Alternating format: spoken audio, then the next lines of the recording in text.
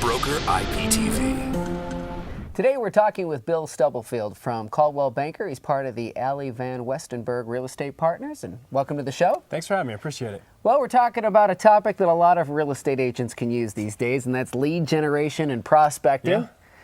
Yeah. And the question is, how do you get new business these days? There's so many ways you can do new business these days. Right now, I would say first and foremost, you got to create a prospect list that you can manage every single day. You got to get on the phones, you got to get out knocking on doors, you got to do a lot of the things that, quite frankly, most real estate agents won't do to make sure that you can get yourself ahead in the business. It's been a lot of years, I bet, since some people knocked on doors. It has. It truly has. Yeah, I mean, some people will farm areas and knock on doors that way. But actually going to a door of somebody that just came off the market, withdrawn, a for sale by owner, it's really important that you stay in touch with those people so that you can help them accomplish their goals. Now, I know you use MetroList statistics, but how do you use that to help you with new business? Specifically, just the statistics by themselves. MetroList provides us the opportunity to be able to go to every single buyer and seller and help them understand this is what's going on in the market. For instance, we were 16% down on our inventory this year, which is great, but sellers don't realize that. So it's our job to be the market expert. Of course, unless you're in the luxury market, then there's, sure, totally different. There's a fair amount.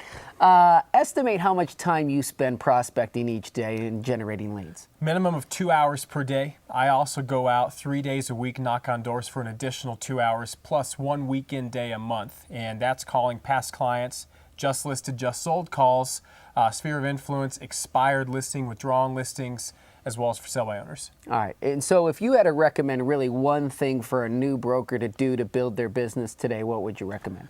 Immediately build your contact list to 500.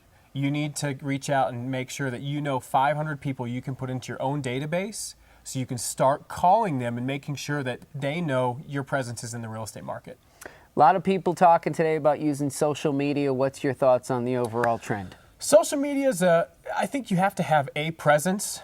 I wouldn't spend more than maybe 10 to 20 minutes a day on it, honestly, because as long as you're out there, people are going to see it. If you tweet, if you Facebook, whatever you do, if you do something every single day, they'll see it. I'd spend the rest of your time strictly doing lead generation activities. Okay, and out of that lead generation activities, what's your number one? Do you have one? I specifically prospect for sale by owners and expired listings as well as withdrawals. That's probably my number one, and including past clients.